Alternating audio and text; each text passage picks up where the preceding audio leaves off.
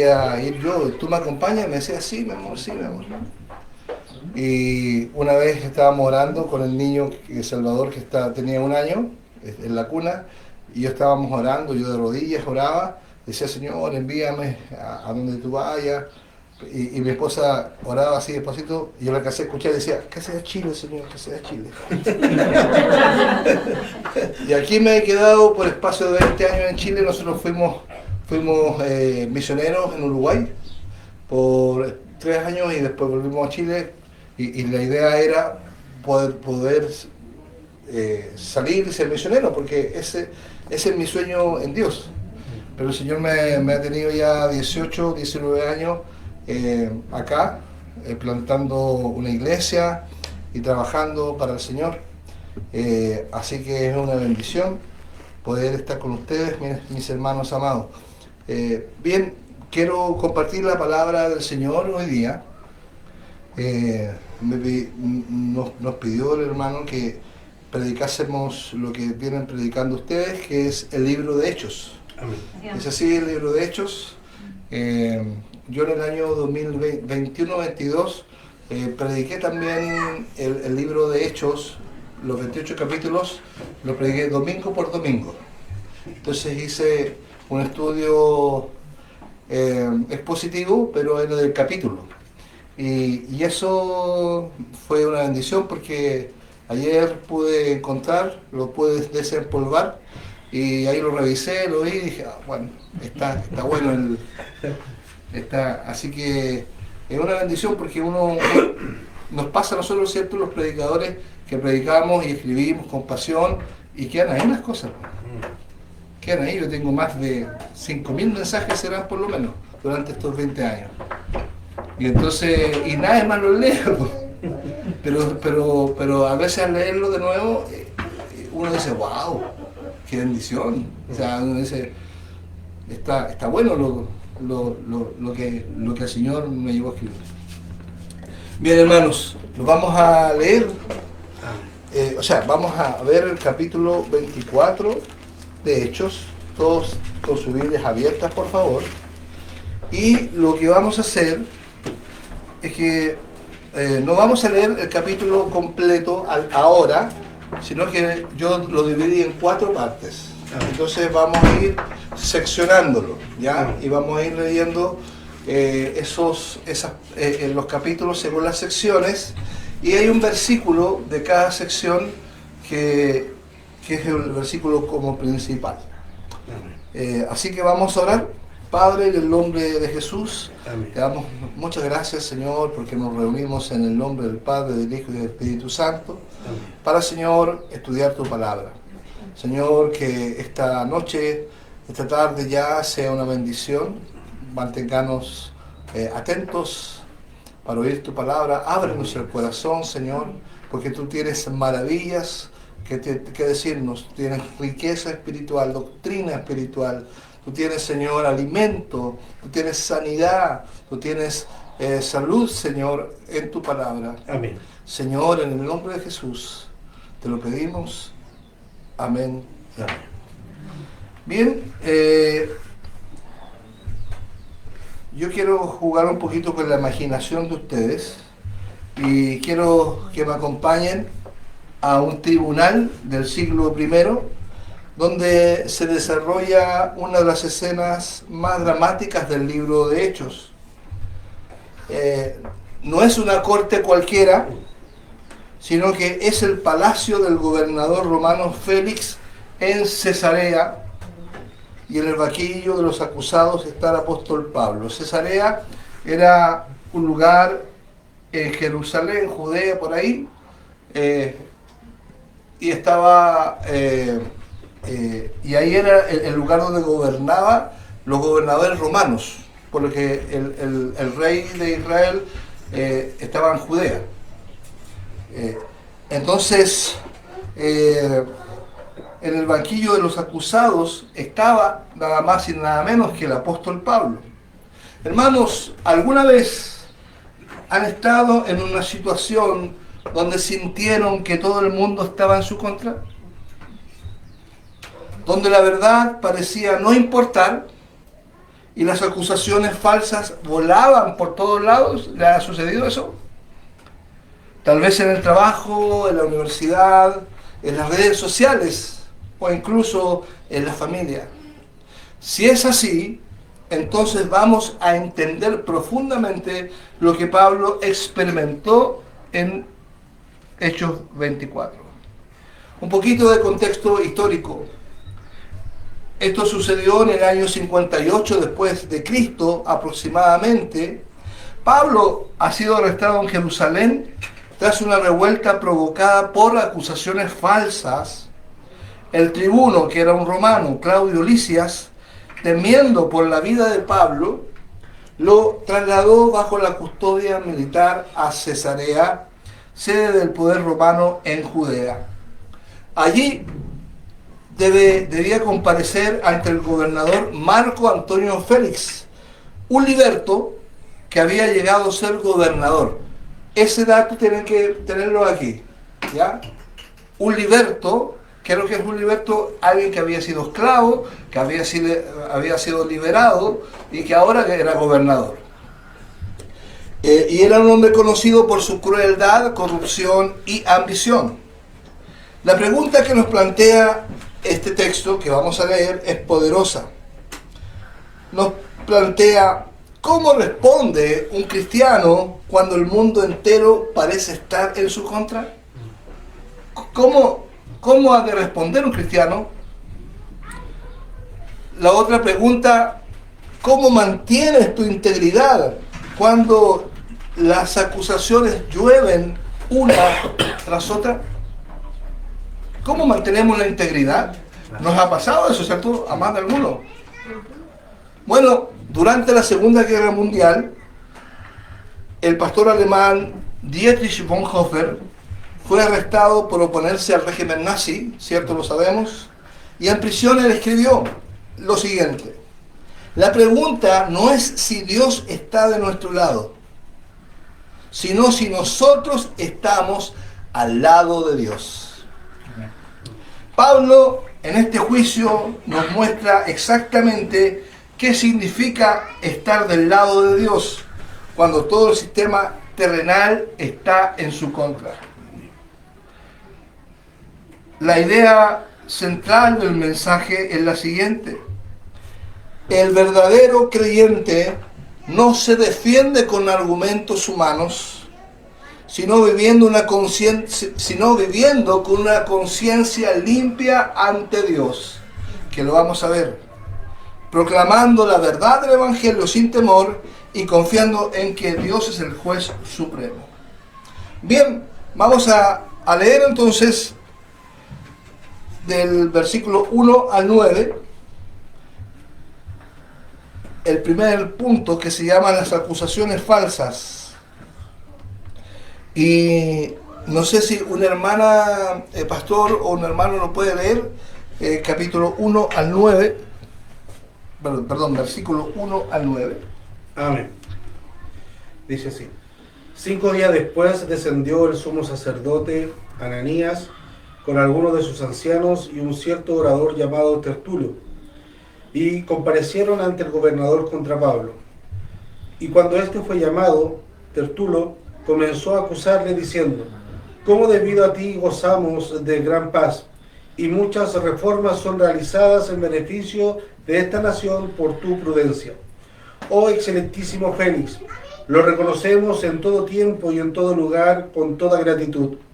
Pero por no molestarte más largamente, te ruego que nos oigas brevemente conforme a tu equidad, porque hemos hallado que este hombre es una plaga y promotor de sediciones entre todos los judíos por todo el mundo y cabecilla de la secta de los nazarenos. Intentó también profanar el templo, y después de prenderle, quisimos juzgarle conforme a nuestra ley, pero se presentó el tribuno Lisias y con gran violencia le quitó de nuestras manos, mandando a sus acusadores que viniesen a ti. Tú mismo, pues, si los interrogas, podrás informarte de todas estas cosas que le acusamos. Los judíos también se unían a la acusación, asegurando que las cosas eran así. Amén. Muchas gracias, pastor. ¿Me podrán convidar agüita? Por favor. Que a mí se me seca rápido la boca. Bien. Esta primera sección la podemos denominar las acusaciones falsas. ¿Ya? Aquí nos habla que descendió el sumo sacerdote Ananías, o sea, estaban en Jerusalén y estaban ahí en Judea, y descendió, o sea, era un tema importante para los judíos este tema de Pablo, y descendió con algunos de los ancianos y con cierto orador llamado Tértulo. Muchas gracias, padre. Gracias.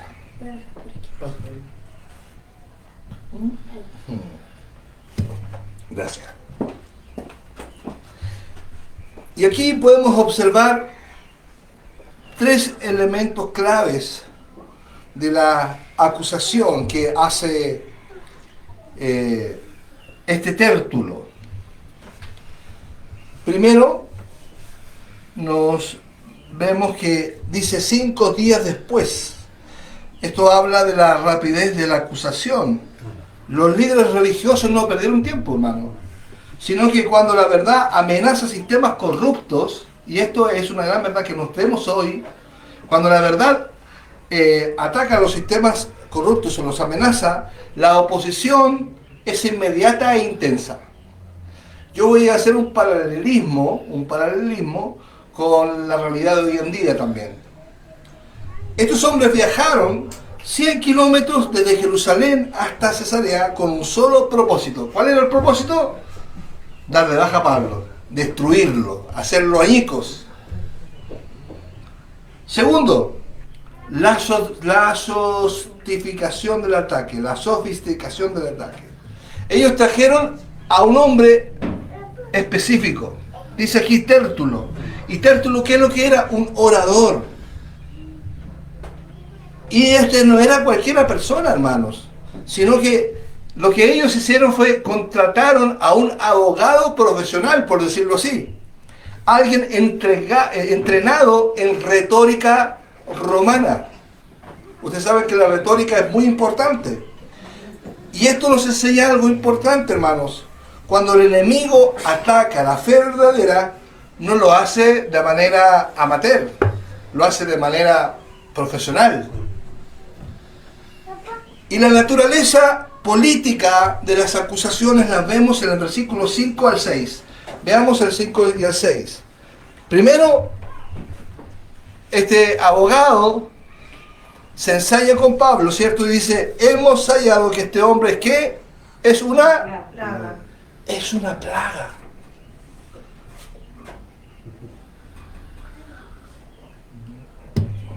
¿Nos han dicho eso en el canal? Todavía no. Todavía no. Casi.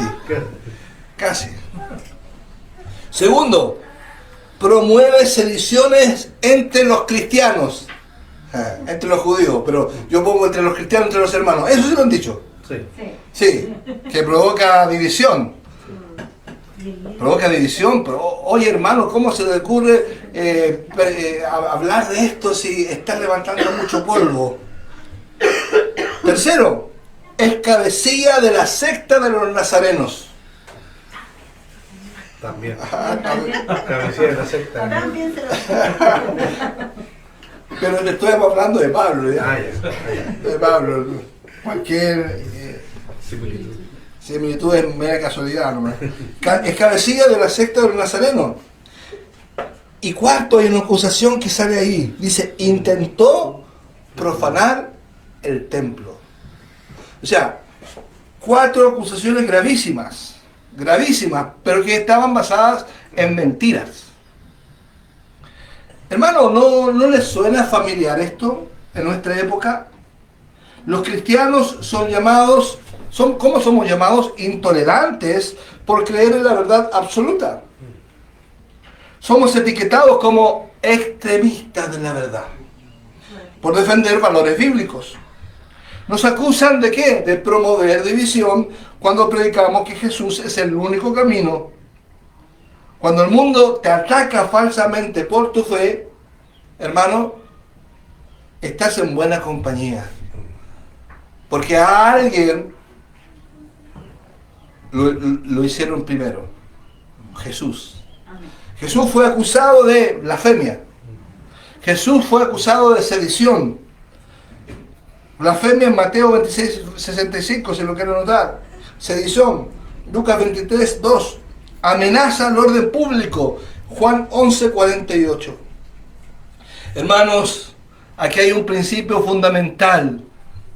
No extrañéis si el mundo os aborrece. Extrañense si el mundo los ama. La oposición del mundo no es señal de que estamos equivocados. A menudo es confirmación de que estamos en el camino correcto, hermanos. Amén. Vamos al segundo punto rápidamente. Vamos a ver la defensa de Pablo. Y aquí vamos a leer un poquito más del versículo 10 al 21. No sé si puede leer alguna hermana Yasna o Paulina o mi hermana acá adelante. Ya. ¿Del cuál pastor? Del 10 al 21. Ya. Dice defensa de Pablo. Después que el gobernador le hizo una señal para que hablara, Pablo respondió, sabiendo que por muchos años usted ha sido juez de esta nación, con gusto presento mi defensa. Puesto que usted puede comprobar el hecho de que no hace más de 12 días que subí a Jerusalén a adorar. Y ni el templo, ni en las sinagogas, ni en la ciudad misma me encontraron discutiendo con nadie o provocando un tumulto. Ni tampoco pueden probar de lo que ahora me acusan. ¿Sí? ¿Hasta qué número es? 21. Ah, ya, sigo. Pero esto admito ante usted, que según el camino que ellos llaman secta, yo sirvo al Dios de nuestros padres, leyendo todo lo que es conforme a la ley y lo que está escrito en los profetas, teniendo la misma esperanza en Dios que estos también abrigan, de que ciertamente habrá una resurrección tanto de los justos como de los impíos. Por esto yo también me esfuerzo por conservar siempre una conciencia irreprensible delante de Dios y delante de los hombres. Después de varios años he venido a traer limosnas a mi nación y a presentar ofrendas. En esto estaba cuando me encontraron en el templo después de haberme purificado. No con multitud ni con alboroto, pero estaban allí ciertos judíos de Asia y que deberían haberse presentado aquí ante usted y acusarme si tuvieran algo contra mí. O si no, que estos mismos digan qué delito encontraron cuando comparecí ante el concilio, a no ser por esta sola declaración que hice en voz alta mientras estaba entre ellos. Por la resurrección de los muertos soy juzgado hoy entre ustedes. Amén. Gracias, hermana. ¿Qué versión leyó? ¿Qué versión leyó? La NBLA. Ya. La versión de la América. Es. Sí. La versión de la América. Bien. Yo quiero llevarlos todo este capítulo, pero quiero centrar su atención en el versículo 16. En la versión 60 dice así: y por esto procuro tener siempre una conciencia sin ofensa ante Dios y los hombres. Lo vuelvo a leer. Y por esto procuro tener siempre una conciencia sin ofensa ante Dios y los hombres. Esta, hermanos, es una de las declaraciones más poderosas en todo el Nuevo Testamento. La palabra griega para conciencia, que literalmente significa conocimiento compartido o saber junto con. Pablo está diciendo que él vive cada día consciente de que Dios ve todo lo que hago, pienso y siento. Es como lo dijo, como lo dijeron los reformadores, dijeron coram Deo, delante de Dios, delante de Dios. Esto es muy importante, hermanos, porque Pablo decía que por esto procuro tener siempre una conciencia, siempre, no a veces, no en el culto solamente, no a veces en una reunión, no, sino siempre.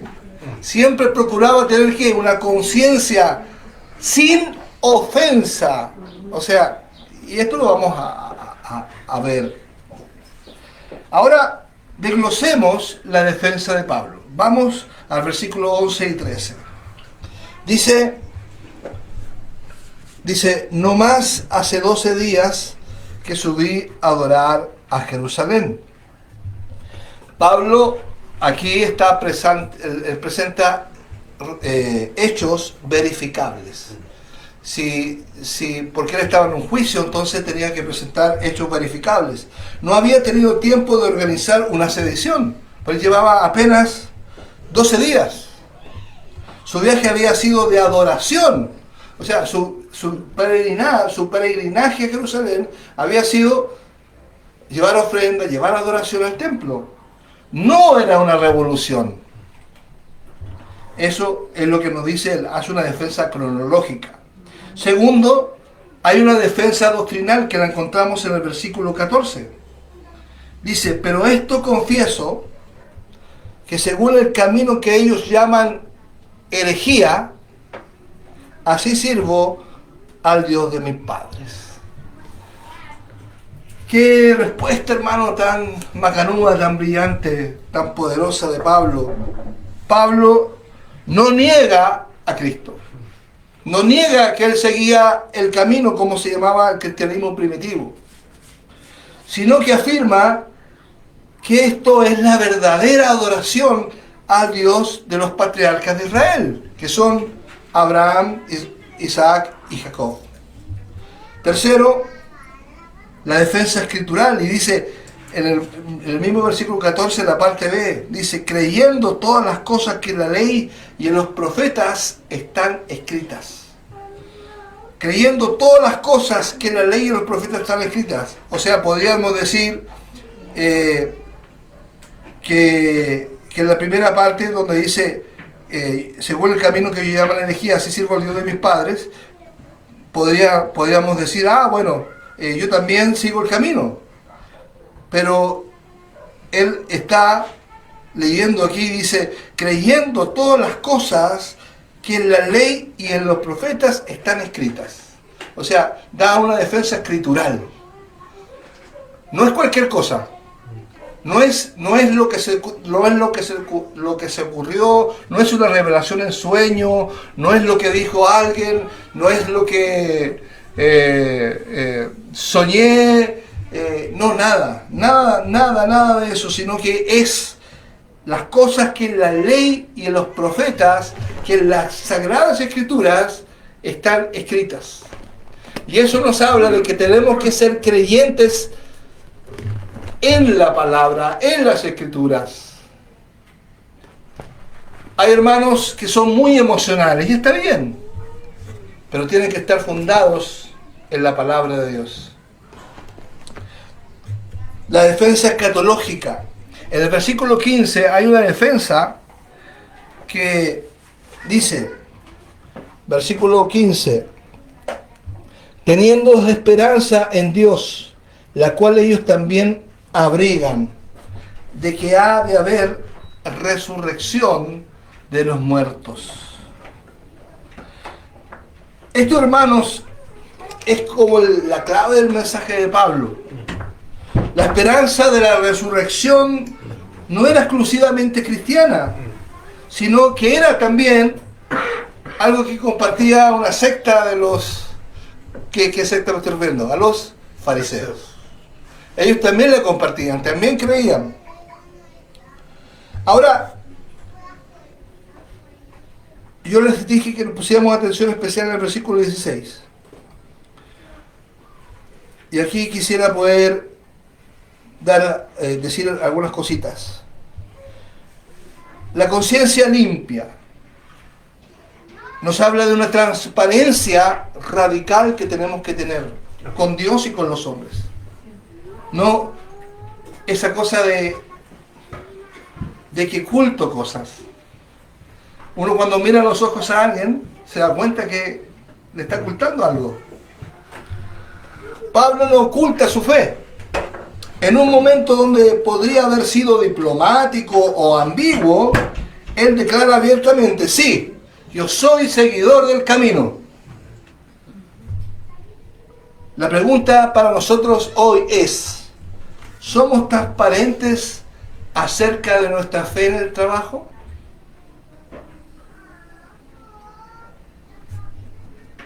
¿La universidad? ¿Las redes sociales? ¿O tratamos de esconderla cuando es conveniente? Segundo, una integridad constante. Dice el verso 16, procuro tener siempre una conciencia sin ofensa. No dice a veces, o cuando le convenga, sino que te está diciendo la integridad de Pablo, que la integridad de Pablo era un estilo de vida, no era una conveniencia. Hermanos, la integridad tiene que ser un estilo de vida para nosotros. Nosotros somos pecadores, cierto, pecamos constantemente, pero siempre procuramos, y esa es la palabra clave, procurar, conscientemente, tener, si te equivocaste, cometiste pecado, arrepentirte delante de Dios inmediatamente. Y el verso 17 nos habla de la adoración genuina. Dice, pero pasados algunos años, vine a hacer limosna a mi nación y presentar ofrendas. Pablo ha venido a Jerusalén para un acto de servicio y adoración.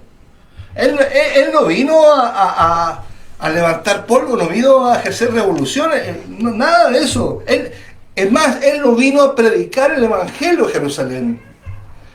Porque Pablo en los Romanos, ¿qué le dice? Le dice que yo que voy a predicar el Evangelio donde no ha sido predicado. Él fue simplemente a adorar a Dios, llevando una ofrenda de las iglesias gentiles para los cristianos pobres de Judea. Una conciencia limpia no es perfección moral, sino la paz que viene de saber que, número uno, nuestros pecados están perdonados por la sangre de Cristo. La conciencia limpia no viene de tus obras, viene de saber que están perdonados tus pecados por la sangre de Cristo. Número dos, caminamos en obediencia a lo que conocemos de la voluntad de Dios revelada en su palabra. Para que la palabra de Dios sea revelada en nuestro corazón, tenemos que nacer de nuevo, ser regenerados, ¿cierto? Ser regenerados. Y ahí empezamos a comer la palabra de Dios. Y ahí empezamos a obedecer, porque el Espíritu Santo nos impele a obedecer a Dios. No obedecemos a Dios porque nosotros queremos obedecer a Dios, sino que obedecemos a Dios por la obra del Espíritu Santo en nosotros. Amén. Amén. Amén. Cuando fallamos, nos tenemos que arrepentir genuinamente. Tercero, vamos a la tercera parte de este mensaje, el corazón del Evangelio. Y vamos a leer versículos del 21 al 23. No sé si la hermana Yana ahora sí lo puede leer. Versículos 21 y 23. 21, 23 o 21 al 23. 21 al 23. Dice, a no ser que estando entre ellos prorrumpí en alta voz acerca de la resurrección de los muertos, soy juzgado por vosotros. Entonces venid, odias estas cosas, estando bien informado de este camino, les aplazo diciendo, cuando descendiere el tribuno Licias, acabaré de conocer vuestro asunto. Y mando al centurión que se contuviese a Pablo, para que no se le impidiese a ninguno de los suyos servirles o venir a él. Amén, gracias hermana. Aquí vemos el versículo 21, una declaración importante. La central dice, a no ser por esta sola palabra que clamé estando entre ellos. Está diciendo la razón por la cual en el capítulo 22 y 23, de hecho, ¿cierto? Aparece Pablo en el templo y lo atacan. Y entonces, y él sabiamente, como él sabía que entre saduceos y fariseos no se llevaban por el tema de la resurrección, entonces él le habló de la resurrección y con eso los cayó. Y dice, acerca de la resurrección de los muertos, soy juzgado hoy por vosotros. Con una maestría retórica increíble, Pablo reduce todo el conflicto a su esencia, la resurrección. No está siendo juzgado por sedición, sino por predicar que Jesús resucitó entre los muertos. Aleluya. ¿Por qué la resurrección era tan controversial en ese tiempo? Bueno, para los saduceos, ellos negaban completamente la resurrección. Para los romanos, un Dios que resucita desafía la autoridad de César. Para la filosofía griega, la resurrección del cuerpo era absurda. Para el judaísmo tradicional, un Mesías crucificado era una contradicción. La relevancia contemporánea de la resurrección hoy, en nuestra era postmoderna, también sigue siendo una piedra de tropiezo. Por ejemplo, para el naturalismo científico, los milagros son imposibles. Para el relativismo, no puede haber una verdad absoluta. Para el pluralismo religioso, no puede haber un solo camino a Dios. Para el materialismo, solo existe lo que podemos ver y tocar. Hermanos, vivir la resurrección, porque dice Pablo en Filipenses capítulo 3, dice que él vive en el poder de su resurrección. ¿Qué es lo que es el vivir el poder de la resurrección? Primero, tener esperanza en medio de la crisis. Número 2, servir con propósito eterno, no solo por recompensas temporales. 3, enfrentar la muerte sin temor. Aleluya. 4, trabajar para transformar este mundo, sabiendo que habrá uno nuevo. 5, testificar con valentía para que llevamos un mensaje de vida. Amén.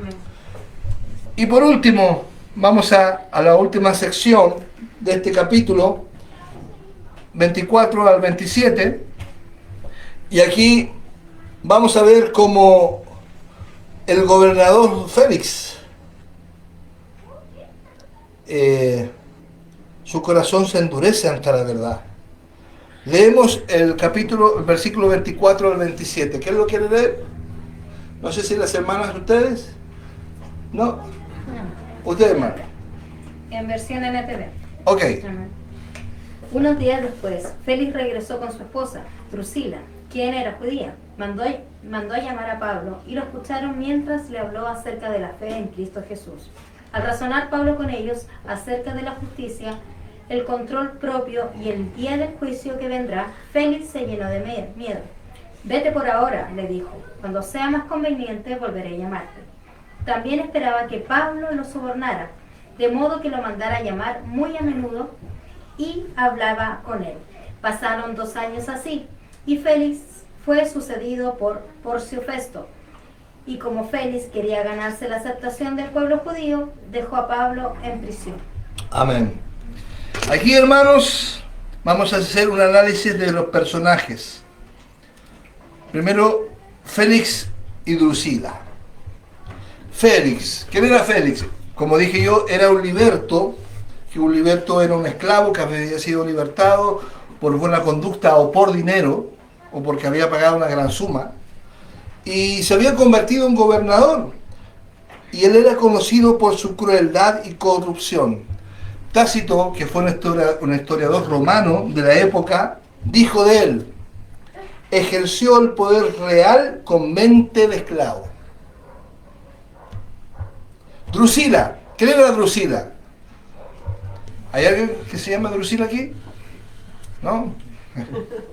Drusila, hija de Herodes Agripa I, era judía, pero se había casado con Félix después de divorciarse de su primer esposo. Era judía y se había divorciado, lo cual era una unión escandalosa para los estándares judíos. Ahora, los temas que perturbaron a Félix, aquí dice, pero al disertar Pablo acerca de, y esto es importante, hermano, que disertó acerca de, o sea, les habló acerca de, les predicó acerca de, número uno, la justicia, el dominio propio y el juicio venidero. Esos son tres temas importantes que nosotros tenemos que manejar y hablarlos. La justicia. Para un hombre corrupto que había sido sobornado, que había sobornado su camino al poder, hablar de justicia divina era profundamente incómodo. Por algo él desechó. Por algo él dijo, no, vete de aquí. Segundo, dominio propio. Para alguien que había seducido a una mujer casada y vivía en lujuria, el llamado a la pureza moral era algo difícil para él. Tercero, le habló sobre el juicio venidero. Para quien creía que el poder temporal era todo lo que importaba, la realidad de un juicio eterno era atemorizante. Hermanos, Félix tuvo una convicción sin conversión, porque Félix se espantó al escuchar esto. La palabra griega indica un temor genuino, una convicción real. El Espíritu Santo estaba obrando en su corazón. Hermano, el Espíritu Santo estaba obrando en el corazón de Félix. Pero a pesar de estar siendo convencido por el Espíritu Santo, ¿qué sucedió? Se rehusó a creer en las palabras que estaba escuchando. Y le dijo, ahora vete, cuando tenga oportunidad te llamaré. Félix sintió la verdad, pero la dejó para después. Hay tipos de personas que escuchan el Evangelio. Los que rechazan inmediatamente, como los saduceos. Los que aceptan inmediatamente, como el carcelero de Filipos. ¿Se acuerdan del carcelero de Filipos? Y los que posponen indefinidamente, como Félix. Y esta tercera categoría de hombres es en muchos sentidos la más peligrosa, hermanos. ¿Por qué? Porque la convicción ignorada lleva al endurecimiento progresivo del corazón. Amén. Yo he visto eso, hermanos, en los años que llevo en el Señor. Y aquí vemos en el versículo 26 y 27, lo voy a leer nuevamente, vemos el deterioro espiritual de Félix. Y aquí vemos el endurecimiento. Él tuvo la oportunidad de escuchar el Evangelio. El Espíritu Santo estaba tocando su corazón. Pero él se rehusó. Y en el versículo 26 y 27 sale el deterioro espiritual. Dice, también esperaba que Pablo le diera dinero para que le soltase, por lo cual muchas veces le hacía venir y hablaba con él. Primero sintió una convicción genuina, luego comenzó a buscar una ganancia económica.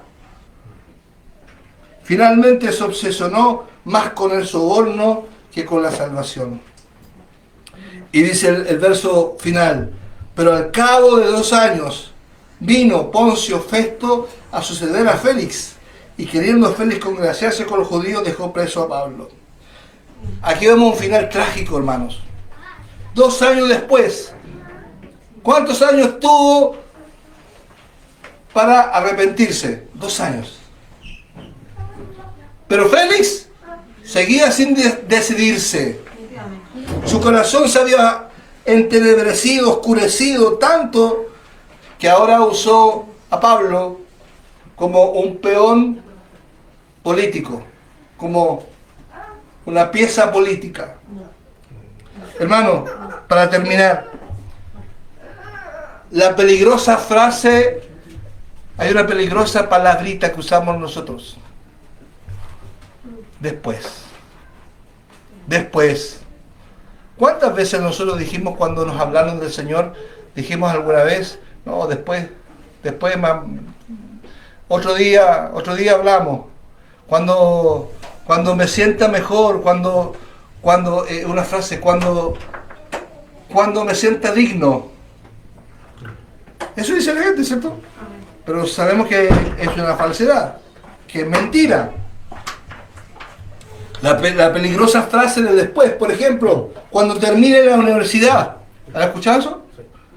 Entonces me entregaré completamente a Cristo. Llegue a la universidad, llegue al trabajo y nunca. Cuando tenga estabilidad económica, entonces serviré en serio. ¿Has escuchado eso? Cuando resuelva mis problemas personales, entonces me comprometeré. Cuando sea mayor, entonces tomaré la fe en serio. Hermano, todo lo después son endurecimiento del corazón. Amén. Dice la palabra de Dios en 2 Corintios 6:2. He aquí, ahora, el tiempo aceptable. He aquí, ahora, el día de salvación. Amén. Para Dios no existe el mañana, para nosotros sí. Para Dios es un eterno presente. Hoy es el día de salvación. Amén, así es, Señor. Y dice en Hebreos 3:8, no endurezcáis vuestros corazones. Gloria al Señor. Sí, Señor. Para concluir, voy a recapitular las lecciones principales. Este capítulo nos presenta dos hombres en una encrucijada. Pablo, que está acusado falsamente, pero viviendo con conciencia limpia, y Félix, que fue convencido poderosamente por el Espíritu Santo. Este, pregunto, ¿cuántos Félix, cuántos gobernadores, cuántos políticos en estos días están siendo convencidos por el Espíritu Santo porque están yendo a las iglesias a vender su primogenitura, le digo yo? ¿Cierto? Se van a candidatear y a más de alguno el Espíritu Santo les habla. Así es, Señor. A más de alguno yo he sabido eso. Pero después, mejor que no. Algunos tienen algún tipo de ¿cómo se dice? De coqueteo con la religión, pero a muchos de ellos endurece su corazón. Amén. Hay tres preguntas que debemos hacernos hoy. Con esto voy a terminar, pastor. Primera, ¿estamos viviendo con la integridad de Pablo? ¿Estamos viviendo con la integridad de Pablo? Puedo decir honestamente, procuro tener siempre una conciencia sin ofensa ante Dios y ante los hombres. ¿Soy transparente acerca de mi fe o la oculto cuando es inconveniente? ¿Mi vida en privado refleja mi confesión pública? Qué importante es eso, hermano. Amén. Tu vida en privado refleja tu confesión pública. Número 2, que esto lo hemos dejado de hacer muchos evangélicos. ¿Estoy proclamando la resurrección de Cristo? ¿Vivo como si Cristo realmente hubiera resucitado? ¿Mi esperanza está basada en realidades eternas o solo en las circunstancias temporales? Comparto esta esperanza con otros, hablo de esta esperanza con otros, predico la resurrección o la guardo para mí mismo. Tercero, ¿estoy respondiendo como Félix o como un verdadero discípulo? ¿Estoy posponiendo decisiones que Dios me está pidiendo que tome hoy? ¿Estoy buscando beneficio personal en lugar de transformación espiritual? Eso lo hablaron anoche en el live, que lo escuché hoy día y en la mañana. Oye, estuvo bueno el live anoche. Sí, porque hay mucha gente, y este tema da para eso, porque hay mucha gente que busca el Evangelio como un soporte para encumbrarse, para alcanzar. Hay muchas personas que son, ¿cómo es la palabra? Que hacen simonía. Que es lo que hacía Simón el mago. Que él daba dinero para obtener un don de Dios. Hay muchos que venden su primogenitura, su ministerio, se venden a sí mismos por una carrera política. Y eso, hermano, es terrible y es algo que a mí me preocupa mucho. Y anoche y hoy día en la mañana, cuando yo escuchaba eso, me emocionaba mucho, porque yo conozco personas que han caído en eso. Hermano. Estamos buscando beneficio.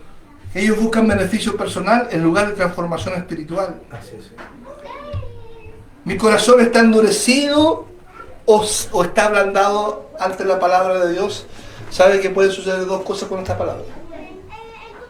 O se ablanda tu corazón o se endurece más. Hay dos cosas que suceden en la palabra de Dios. O el corazón se quiebra, se rompe en 1000 pedazos y el Señor lo construye, o tu corazón se endurece.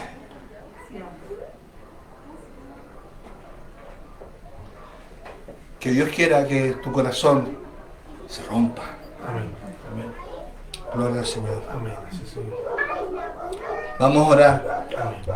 Durante la Reforma, cuando Martín Lutero fue llamado a retractarse de sus enseñanzas ante el emperador Carlos V en la Dieta de Worms, él respondió estas palabras: aquí estoy, no puedo hacer otra cosa, que Dios me ayude. Amén. Amén. Como Pablo ante Félix, como Lutero ante el emperador, Dios nos llama a estar firmes en la verdad, sin importar las consecuencias. Pongámonos de pie y oremos al Señor. Amado Dios, te damos gracias porque hemos oído tu palabra. Gracias, Señor Jesús, Amén. Así es. porque tú pones la experiencia del apóstol Pablo para que lo imitemos, como dice tu palabra. Imitemos, que vivamos como Pablo, Amén. que vivamos con una conciencia limpia, proclamando tu resurrección sin temor y respondiendo a tu voz hoy, no mañana.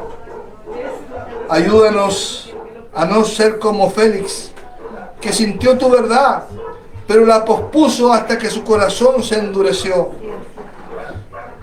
Señor, danos valentía, Amén. danos de nuevo, danos valor, Amén. danos, Señor, el avivamiento necesario para que nos levantemos y salgamos, Señor, a vivir íntegramente en un mundo que se opone a ti.